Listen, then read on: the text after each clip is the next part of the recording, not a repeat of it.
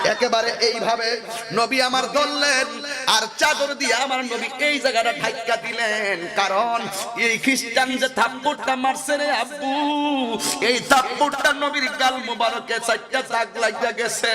আমার নবী কই, আমি খেজুর যদি বাড়িতে লইয়া যাই, আমার হাসান যদি আমার গালের মধ্যে দাগগুলা দেখে, আমার মা ফাতেমা যদি আমার গালের মধ্যে এই দাগগুলা দেখে, আমার ফাতেমা যদি আমার গালের মধ্যে এই দাগগুলা দেখব, খাইব না ডাক দিয়া বলবে নবী গো,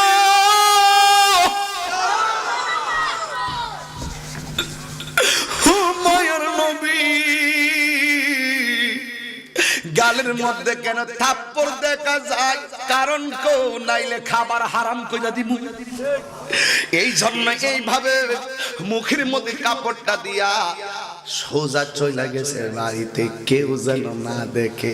কিছু কিছু পাগল আছে, যেমন উমর দেখলে তলোয়ার লইয়া বাইরিয়া যাইব গা, সামনে যা পাইব সব সমান বানাইয়া ফেলবো, কারণ জানের জান প্রাণের প্রাণ রাহমাতুল আলামিনের থাপ্পড় মারার সাহস কার আছে রে?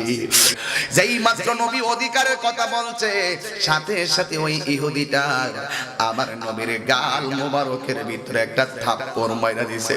জোরে জোরে কি নাউজুবিল্লাহ বলবেন না? হাইরে নবীর গাল মোবারকে কোনদিন মশা মাছি বসে নাই, জীবনে কোনদিন মশা মাছি বসার সাহস করে না। ওই নবীর বদন মুবারকে থাপ্পড়টা যখন লাগাইয়া দিল, আল্লাহর সহ্য হয় নাই। আল্লাহ ডাক দিয়ে কয়, ও জিবরাইল, ও জিবরাইল, আমার বন্ধু নবীরে কয়, বন্ধু নবীর নূরানি আঙ্গুল মুবারকটা কুয়ার মধ্যে ইশারা করত। যেই মাত্র আমার নবী কুয়ার মধ্যে আঙ্গুলটা দিয়ে ইশারা করলেন, কূপের ভিতর থেকে শুধু বালতি উঠে নাই, এক বালতি পানি সহকারে উপরে উঠে গেছে।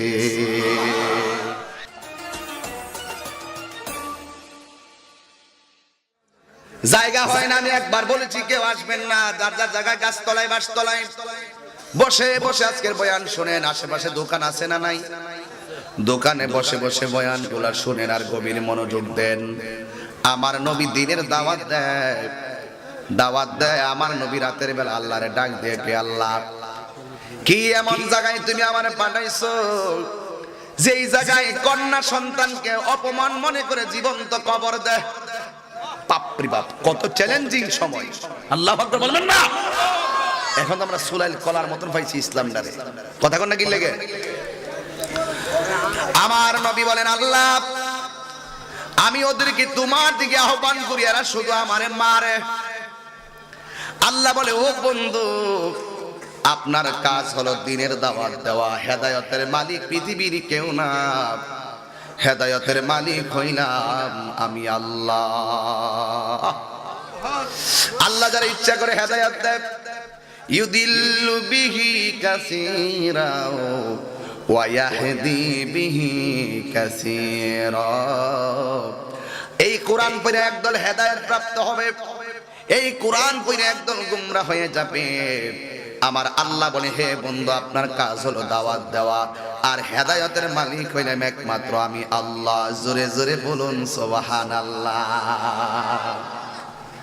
আল্লাহ যারা ইচ্ছা করেছেন মাহফিলে এনেছেন। এ যুবক, আমি ধীরে ধীরে ঘটনায় ঢুকে গেলে আর ডানে বামে ঢুকতে পারবো না, একটু খেয়াল করবেন। আল্লাহ বলেন, আনযারতাহুম আম লাম তুনযিরহুম লা ইউমিনুন। আপনি কাফেরদেরকে জাহান্নামের ভয় দেখান আর না দেখান, এরা কোনোদিন ঈমান আনয়ন করবে না। জবান খুলে বলো, হেদায়েতের মালিক কে? চমৎকার! আবু বকর সিদ্দিক নবীকে এমন মহব্বত করে কুল্লো নেয় নাই।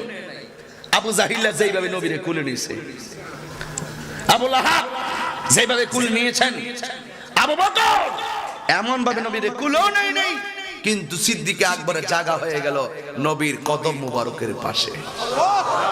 যেরকম সুবহানাল্লাহ। এবার আমার নবী বলেন আল্লাহ ঠিক আছে। এবার নবী এইভাবে দিনের দাওয়াত দেওয়া শুরু করলেন। দিতে দিতে দিতে দিতে যখন একটা পর্যায়ে চলে আসলো, হঠাৎ করে আমার নবী রাহমাতুল লিল আলামিনকে গোপনে প্রকাশ্যে মারার জন্য একদল মানুষ রেডি হয়ে গেছে। নাউজুবিল্লাহ। কয়েকটা কারণে মানুষ আপনার হিংসা করবে।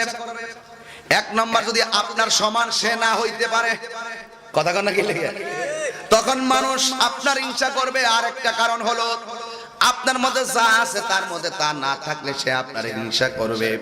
এবার আমার নবী রাহমাতুল লিল আলামিন তখন তিনি রাতের বেলা ঘরে শোয়া। বন্ধুরে আমার মুরব্বি আব্বারা, আমার নবী আপনার নবী ঘরের মধ্যে শোয়া। ওই মুহূর্তে বিয়াদবরা রাতের বেলা পরামর্শ করলেন, মুহাম্মদ জোরে বলুন সাল্লাল্লাহু আলাইহি ওয়াসাল্লাম যেইভাবে ধর্মের প্রচার করতে করতে মানুষের ভিতরে ইসলামটা ঢুকাইয়া দিছে, আমাদের বাপ দাদার ধর্মের মধ্যে চুনকালি লাগতেছে। এখন একটা কাজ করতে হবে, ইসলামের ধারাকে যদি দাফন করতে হয় নবীকে দুনিয়া থেকে বিদায় করে দিতে হবে। জোরে জোরে বলুন নাউজুবিল্লাহ। যারা জ্ঞান আছে আপনারা বুঝবেন। আমি শুরুতে বলছিলাম দুনয়নে রাসূল পাক দেখলে কেমন হতো, জন্ম আমার নবীর যুগে হলে কেমন হতো, জন্ম আমার নবীর যুগে হলে কেমন হতো। এই কেমন হইতো?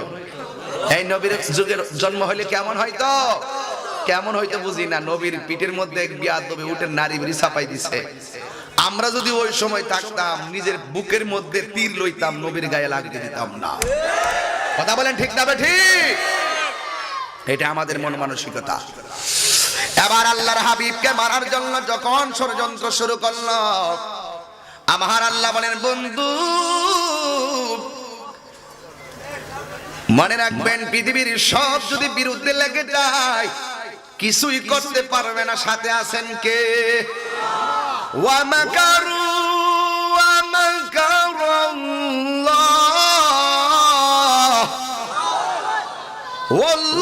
ওয়াল্লাহু খায়রুল মাকিরিন।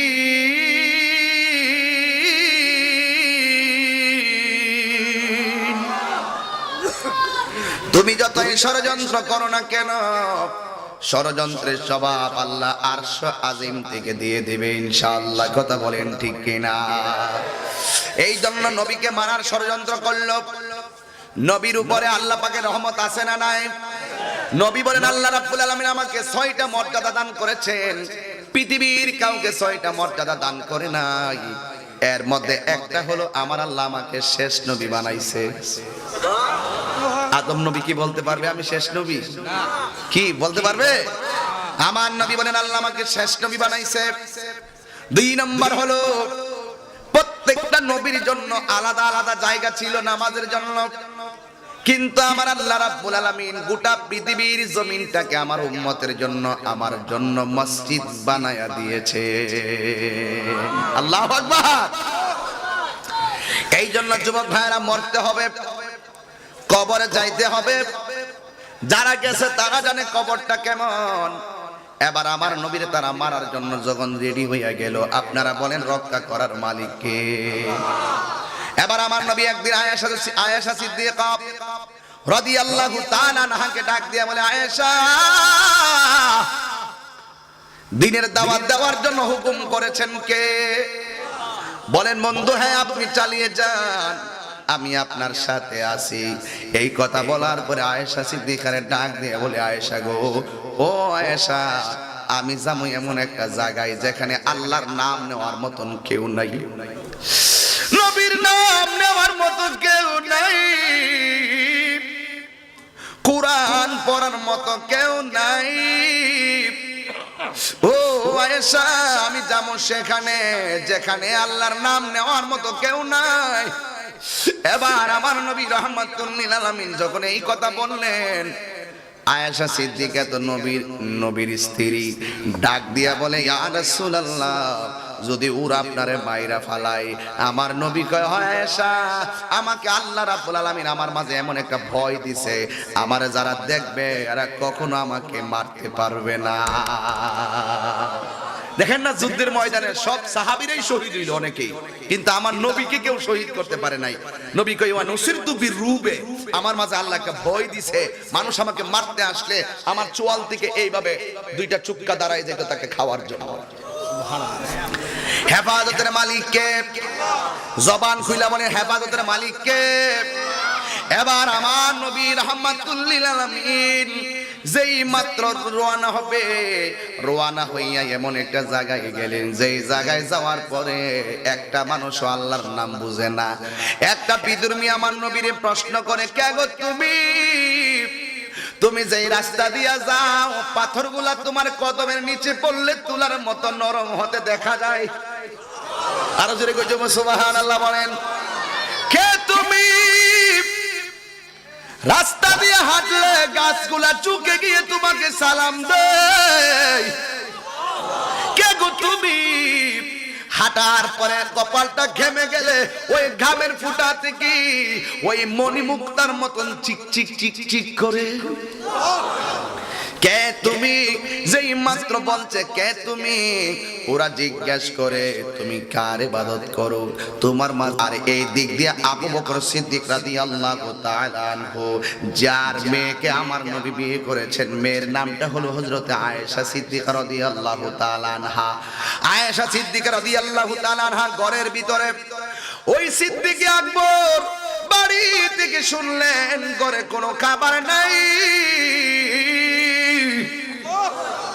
আমার দেশের মেয়ের জামাই যখন বিদেশ থাকে, মেয়ের বাবা বাড়ি থেকে তার খোঁজ খবরটা বেশি নেই।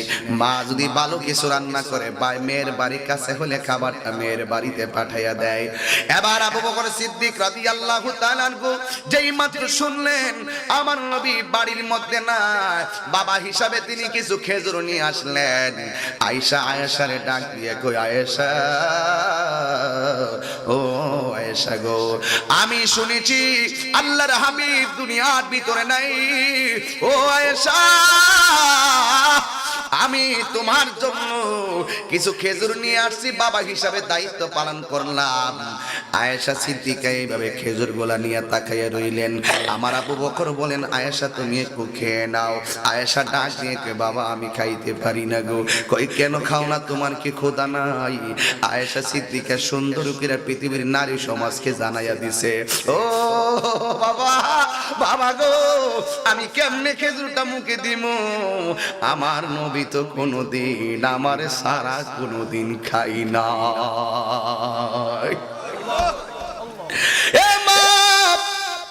একটু আগে ঘোষণা করছি তোমরা চেপে বসো, মানি প্রমাণ হয়ে গেল তোমরা অনেক মা বোনরা মাহফিলে এসেছো। স্বামী স্ত্রীর ব্যাপারে আল্লাহ কোরআনে কি বলছে জানো নি?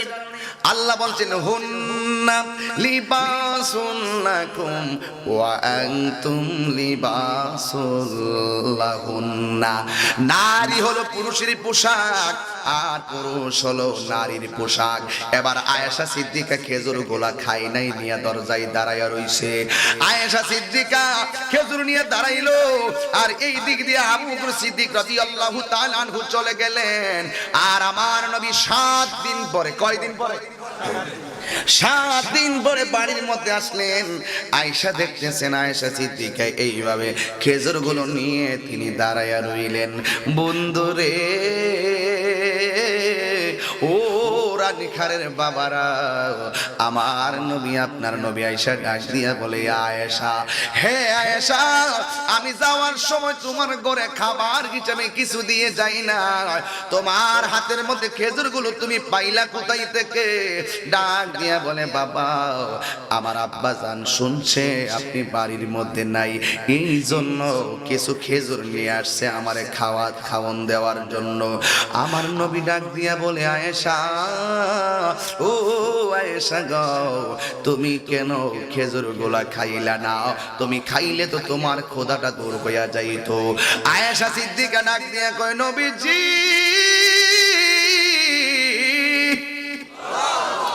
ও মায়ার নবী গো, আমি কেমনে খেজুর মুখে দেব? আমাকে ছাড়া তো আপনি কিছুই খান না, আমি আপনার ছাড়া আমি কেমনে খামো? এই জন্য আমি খেজুর গুলা খাই নাই। ও যুবক, আয়েশার হাতে খেজুর, আমার নবী মহব্বত আলোচনা করতেছেন দুইজন।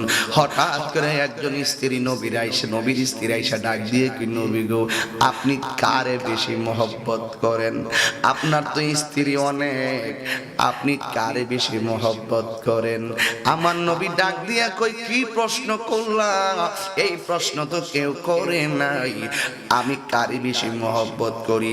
এখন সামনে যদি নবী কয় আয়েশারে করি, তাইলে ওই স্ত্রী রাগ করব, ওই স্ত্রীরে বললে আয়েশা সিদ্দিকা রাগ করব। আমার নবী বলে, আমি কারে বেশি মহব্বত করি জাননি? বলবো। কয় বলেন? কয় আজকে রাতের বেলা আমি যারে একটা খেজুর দিমু তারই আমি বেশি মহব্বত করি। আজকে রাত্রে যারে একটা খেজুর দিমু তারই বেশি মহব্বত করি। এবার সব স্ত্রী সাজ্জা সুজ্জা রাতের বেলা বৈশা রইছে। নবী তো আমারে যেই মহব্বত করে, খেজুরটা তো আমি পামু। সব স্ত্রীর ভিতরে শুধু একটা কথা, নবী আমারে যে মহব্বত করে আমি পামু। এই কথা বলার পরে সবাই সাজুগুজু করে নবীর অপেক্ষায় বৈশা রইল। আমার নবী রাতের বেলা যাইয়া স্ত্রী একজনকে, প্রথম জনকে যাইয়া বলে, শোনো না, আমি তোমার খেজুর দিতাম আসছি, নাও খেজুরটা খাইবা, কিন্তু সকাল বেলা কেন কোনোদিন এই কথাটা কাউকে বলা যাবে না। এবার স্ত্রীকে দিলেন, দিয়ে আবার আরেক স্ত্রী বাড়িতে গেলেন, যাইয়া খেজুরটা দিলেন, তারেও বললেন, শোনো, আমি তোমার খেজুরটা দিলাম, কাউকে কোনোদিন বলা যাবে না। এইভাবে আমার নবী সব স্ত্রীরে সমানভাবে ভালোবেসে খেজুর গুলা দিলেন। সকাল বেলা দেখা গেল এক একজন স্ত্রীর বাপ সাপ অনেক ভিআইপি। জোরে কোন সুবহানাল্লাহ, আরো জোরে কোন সুবহানাল্লাহ, একটু সাউন্ডটা তুলে দাও। আমার নবী রাহমাতুল লিল আলামিন এমন ইনসাফ ভিত্তিক আমার নবী পরিচালনা, সংসার পরিচালনা করতেন। এবার আয়েশা সিদ্দিকাকে নবী ডাক দিয়া বলে, আয়েশা খেজুর গুলা দাও। এবার আয়েশা সিদ্দিকাকে খেজুর দিলেন। কথাগুলো এখানে, কথাগুলো সামনে বুঝাই দেব কেন বলতেছি। এবার ইন দি মিন টাইমে আমার নবীর ভিতরে একটা জাগনা দিয়া উঠছে, কিরে আবু বকর আয়েশা তার মেয়ের খবর নিল, আমারও তো মেয়ে আছে। আরে আমারও তো মেয়ে আছে, এই মেয়ে তো সাধারণ মাইয়া না, এই মাইয়া হলো কোটি কোটি নারী সমাজের সরদারিনী খাতুনে জান্নাত মা ফাতেমা। ঠিক কিনা বলো? জান্নাতের ছাবি আমার মা, আমাগো জান্নাতের চাবি আমার মা। জোরে কি সুবহানাল্লাহ বলবেন না? আমার নবী দৌড়াইয়া নবীর মেয়ে ফাতেমার বাড়ি গেল। যাইয়া দেখেন ফাতেমা চুপচাপ বসা। আমার নবী ডাইয়া কয়, ফাতেমা আমার কলিজার টুকরা দুইজন কই? কয় নবী গো, এরা পেটের খোদায় বসা থেকে দাঁড়াইতে পারে নাই। 2 দিন যাওয়ার পরে শোয়া থেকে বসতে পারে নাই। 3 দিন যাওয়ার পরে শোয়া থেকে উঠতে পারে নাই। 4 দিন যাওয়ার পরে পেটটা পিঠের সঙ্গে লাগাইয়া, পেটটা জমিনের সঙ্গে লাগাইয়া উপর হইয়া পড়ে আছে গো নবী। ওরা ক্ষুধার যন্ত্রণায় দাঁড়াইতে পারে না। এই কথা বলার পরে আমার নবী বলে, তারা কোথায় আছে? এই কথা বইলা যখন ঘরের ভিতরে ঢুকলেন, ঢুইকা দেখতেছেন হাসান হুসাইন পেটটা জমিনের মধ্যে লাগাইয়া এমন ভাবে পেটের ক্ষুধায় কাতরাইতাছে। মা ফাতেমা ডাক দেয়, উঠতে পারে না। যেই মাত্র বলল হুসাইন, ও হুসাইন গো, উঠো উঠো উঠো। হুসাইন গাট্টা লড়াই নাও, হাসানও গাট্টা লড়াই নাও। যেই মাত্র মা ফাতেমা বলল, ও হুসাইন তোর নানা আইছে রে। যেই মাত্র নানা আইছে গো, শুনলো কিসের ক্ষুধা, কিসের ক্লান্ত। লাব্বাইক ইয়া রাসূলুল্লাহ বইলা হুসাইন আমার নবীর সামনে দাঁড়ায়া গেল।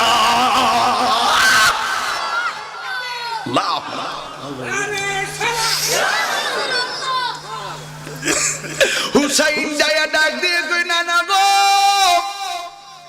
ও নানা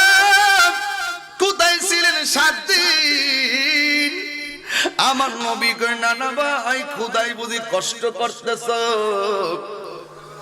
না না সত্যি বলছেন গো নানা। ও নানা আপনি যাওয়ার পরে খোদার যন্ত্রণায় বসা থেকে দাঁড়াইতে পারি নাই, শোয়া থেকে বসতে পারি নাই। আপনি যাওয়ার পরে শোয়া থেকে কাইতে হইতে পারি নাই। ও নানা খোদার কথা এখন কইেন না। আপনি নানা কি জানেন না? আপনারে দেখলে 7 দিনের খোদা দূর হইয়া যায়। আর জোরে জোরে কোন আল্লাহু আকবার। আমার নবী ঘরে ঢুকলেন, কেমন চেহারার ভিতরে কেমন জাদুরি বাবা। হুসাইন কয় নানা যান এতক্ষণ শোয়া থেকে উঠতে পারি নাই, কিন্তু আপনার চেহারা মুবারক এবং কণ্ঠের আওয়াজটা পাইলে আমার ক্ষুধা দূর হইয়া যায়। কি প্রেম আছে নানা নাতির ভিতরে। কিন্তু আমার নবী রাহমাতুল লিল আলামিন হুসাইনের ঘরে খাবার নাই, ফাতেমার ঘরে খাবার নাই, নবীর কাছে কোনো টাকা নাই। আপনারা বলেন নবী কি গরিব নবী না ধনী নবী? এই যুবক এরপর নবী একটু টিস্যু থাকলে, এরপরে নবী উম্মতকে শিখায়া গেলেন কাজ করো খেটে খাও কিন্তু ভিক্ষা করো না। নবী আমার ঘর থেকে বের হলেন নাতি এবং মেয়ের মুখে হাসি ফুটানোর জন্য খাবারের তালাশে।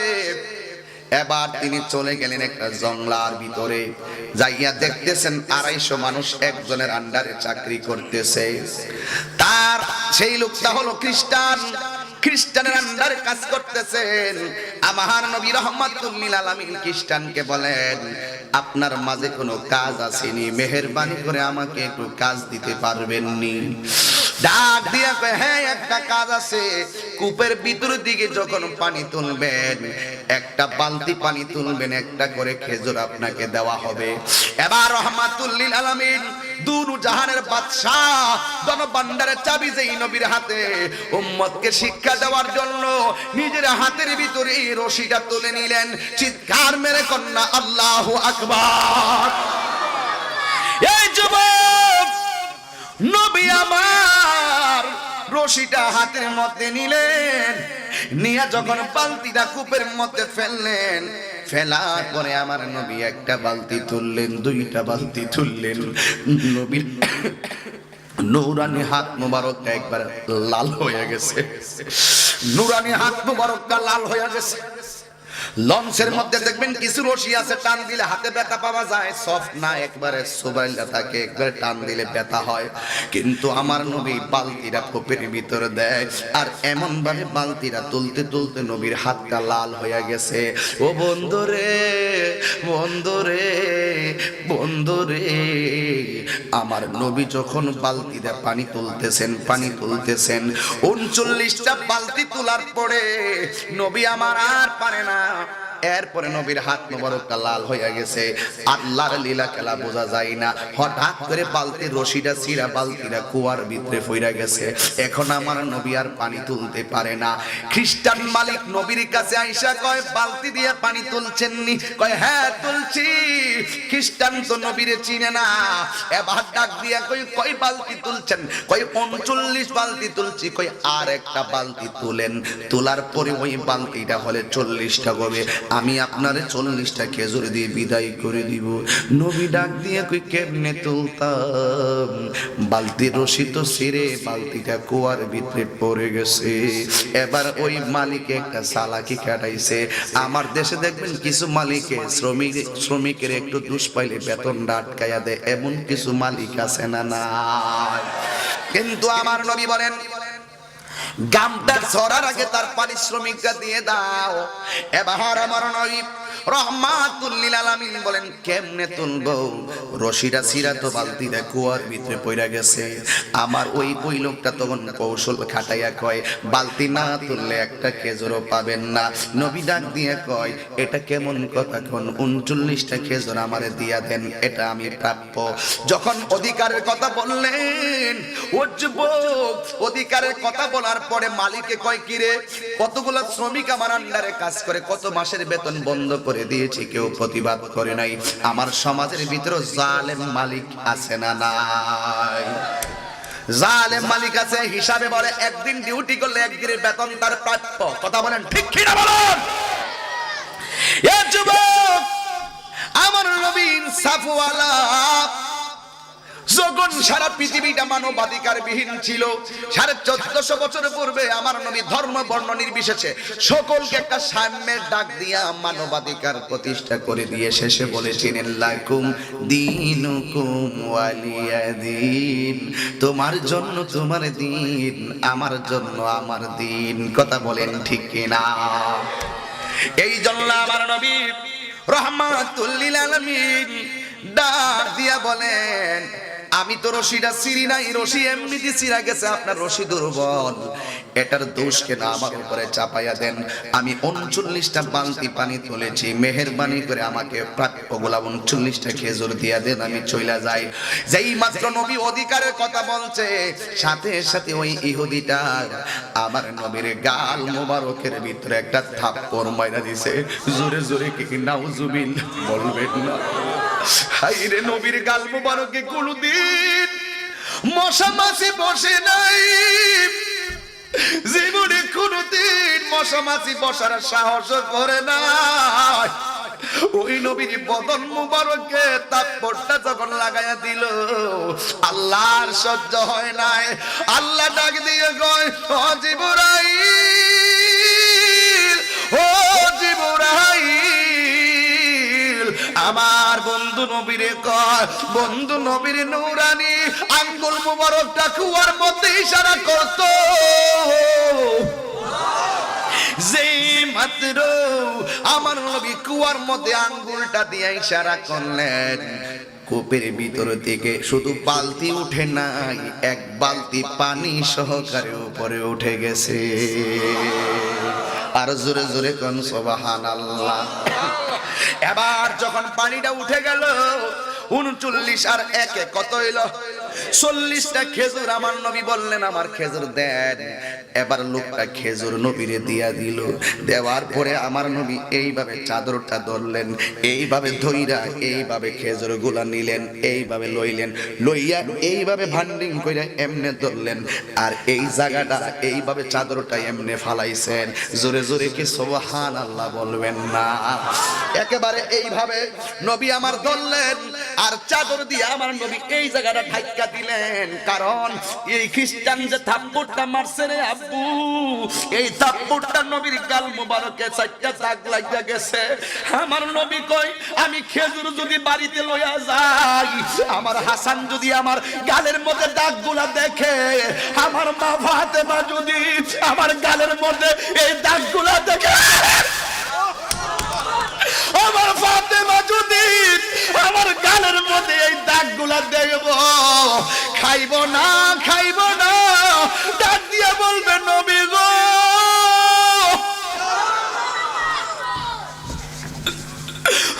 মায়ের নবী, গালের মধ্যে কেন থাপ্পড় দেখা যায়?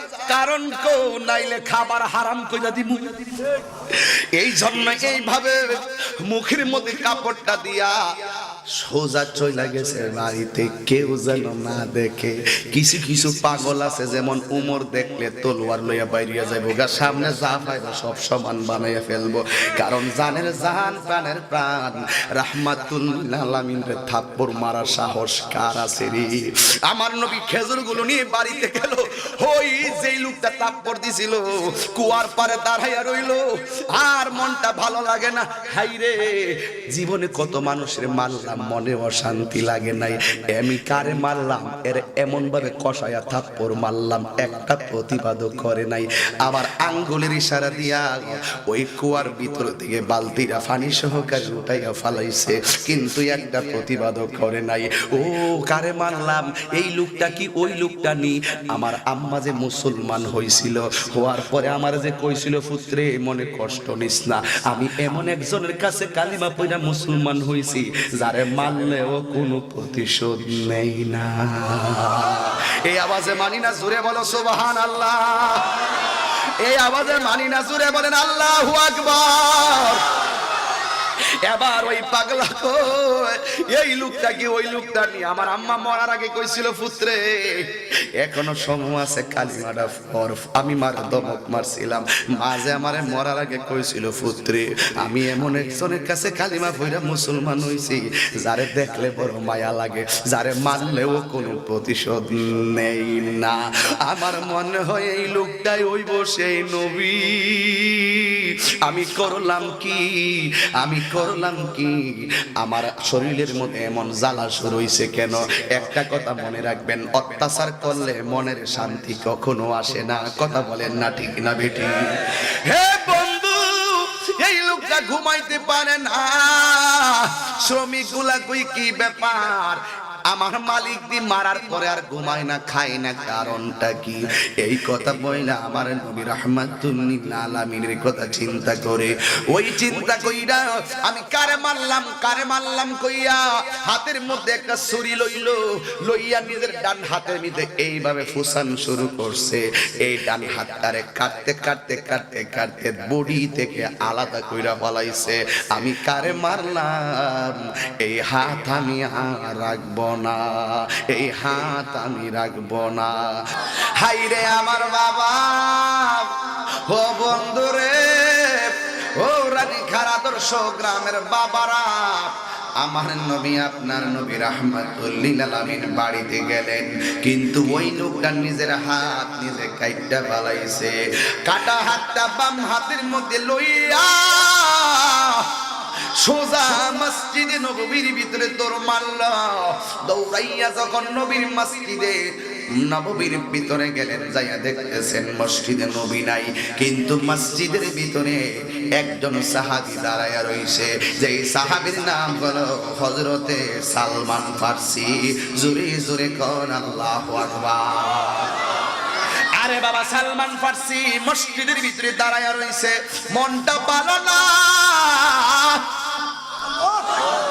ওই সালমান ফারসি কই কে গো তুমি কয় আমি হইলাম একজন নগণ্য পাপী জীবনে কত মানুষ দেখলাম এমন মানুষ আমি দেখি নাই যার নিজের হাত কাইটা আরেক হাতের মধ্যে লয়া ঘুরতেছে এটা সাধারণ কোনো কথা নয় এটা সাধারণ কোনো কথা না এটা চাইলেই সম্ভব না নিজের হাত নিজে কাইটা হাতটা লয়া কতটুকু ভক্তি থাকলে কতটুকু প্রেম থাকলে কতটুকু ভিতরে আমার নবীর প্রতি দরদ থাকলে নিজের হাতটা নিজে কাটতে পারে এবার কাটা হাতটা লয়া দৌড় মারছে আমার নবীর মসজিদে যাইয়া দেখে আমার নবী মসজিদের ভিতরে নাই এবার সালমান ফারসি ডাক দিয়ে কয় কে গো তুমি কয় আমি হলাম পাপী মানুষ আমার নবী ঘরে আসেনি মসজিদের ভিতরে আমার নবী আসেনি কয় না না নবী মসজিদের ভিতরে নাই কয় বাড়িতে আছে ওই লোকটা ডাক দিয়ে কয় শোনো নবীর সাহাবী আমার তাড়াতাড়ি নবীর বাড়ি লইয়া যাও আল্লাহু আকবার আমার তাড়াতাড়ি নবীর বাড়ি লইয়া যাও কয় তোমার কাটা হাতে কি খুব ব্যথা লাগতেছে নাকি না রে না কাটা হাতে ব্যথা লাগে না মনের জ্বালাই বাঁচি না জোরে কি আল্লাহু আকবার বলবেন না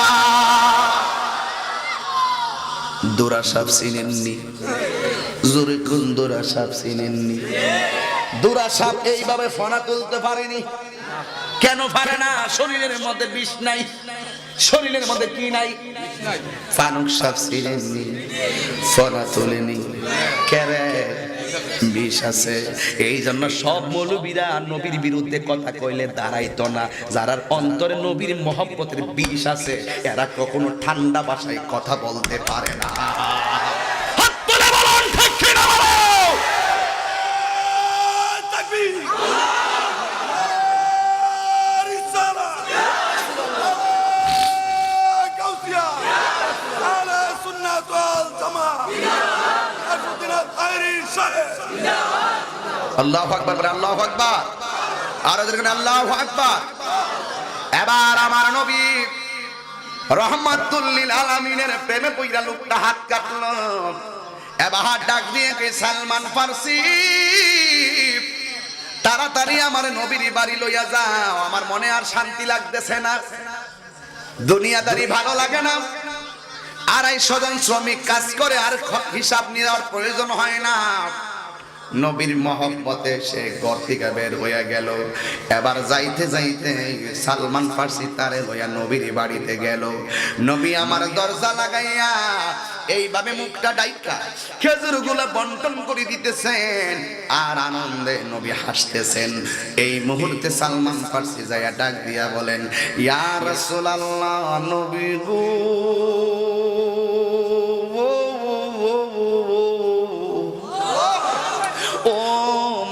নবীজি, আমি আপনার সালমান আসছি গো নবী, আপনার কাছে একজন আগন্তুক মানুষ আসছে। আপনারা বলেন আমার নবী ঘর থেকে দেখার ক্ষমতা আছে না নাই? আরে বাবা, আমরা কত ভাগ্যবান, আমরা না দেখাই নবীর জীবন দিয়া ভালোবাসি। কথা বলেন ঠিক না বেঠি? আল্লাহু আকবার, আল্লাহু আকবার, আল্লাহু আকবার। এবার ওই পাগলা দরজায় গিয়া দাঁড়াইলো।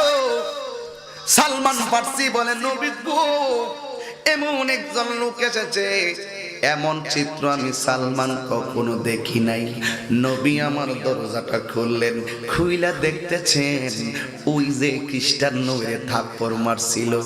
যদি আমাদেরকে কেউ রাস্তায় থাপ্পড় মাইরা দেয়, আমার বাড়ির কাছে তারে ফাইলে 3টা থাপ্পড় লাগাই দেবো, এটা হইলো আমরার চরিত্র। কিন্তু আমার নবী কয়, ইসলাম মানে প্রতিশোধের ধর্ম না, ইসলাম মানে হলো ক্ষমা করে দেওয়ার ধর্ম, ইসলাম মানে দূরে ঠেলে দেওয়ার নাম নয়, ইসলাম মানে হলো কোলাকুলির নাম।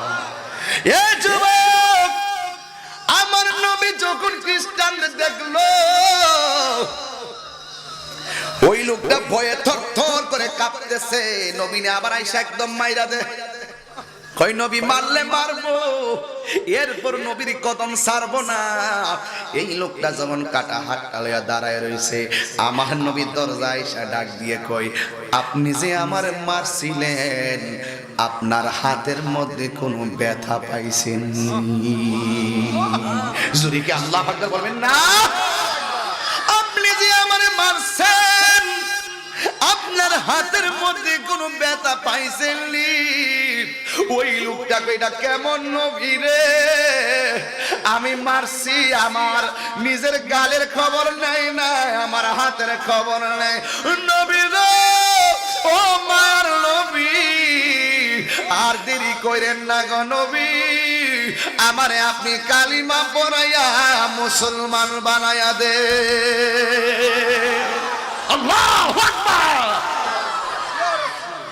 এই লোকটা যেই মাত্র বললো, নবী গো, আপনি আমার মুসলমান বানাইয়া দেন, আমার নবী বলেন, আমি তোর ক্ষমা করে দিলাম, তুই আমার সাথে পড়ে নে লা ইলাহা ইল্লাল্লাহু মুহাম্মাদুর রাসূলুল্লাহ সাল্লাল্লাহু আলাইহি ওয়াসাল্লাম।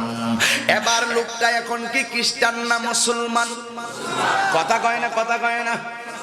এই লোকটা কি খ্রিস্টান না মুসলমান? এবার খ্রিস্টান ডাক দিয়া কয়, নবী গো,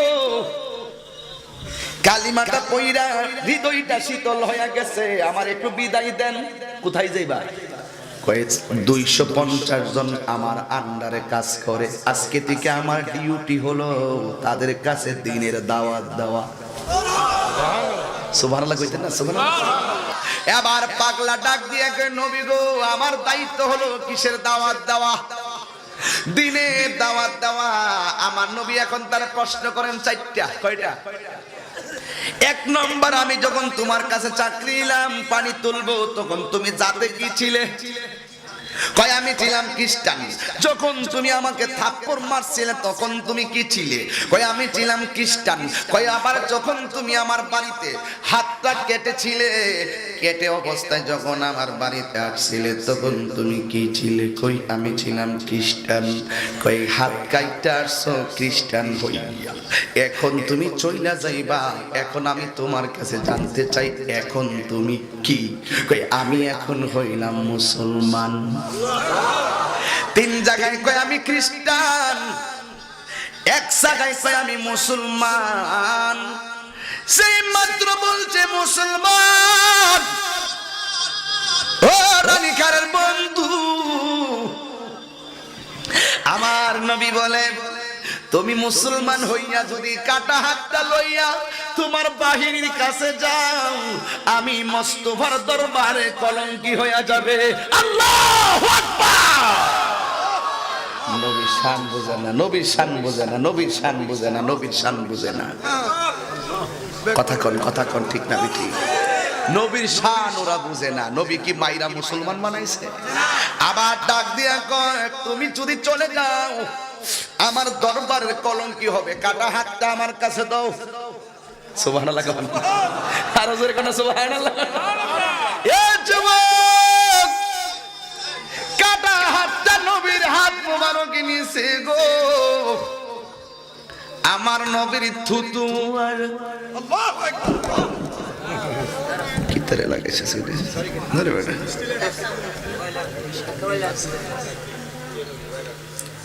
মারার বুদ্ধি করছে থুতু মুবারক। সুবহানাল্লাহ গেছে না?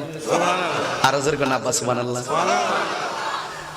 আমরাটা সেফ থু থুডা দিয়া বড় কবেন খাও না বয়, তুমি যে কি কও না।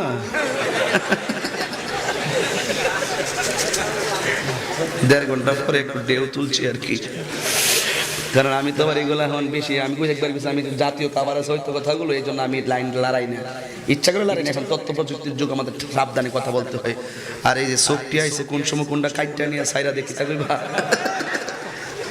এরপর যে কইছি থু এটা খাও না, তুমি যে কি কও না।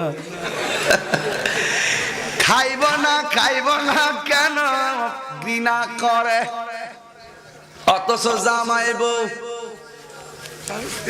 স্বামী স্ত্রী তো এক বাবুল মেয়ে স্বামী স্ত্রী, আমি বুঝিনি এটা। জামাই বাবু স্বামী স্ত্রী, আমি যদি এটা বুঝি না আর কি। জামাই খায় না। ও যুবক, আমার নবী যখন উযু করত সাহাবারা লাইন ধরে দাঁড়াইতো, নবী গো ওজোর পানি শুধুমাত্র ফেলবেন না, একটা কাশ মুবারক ছাড়বেন।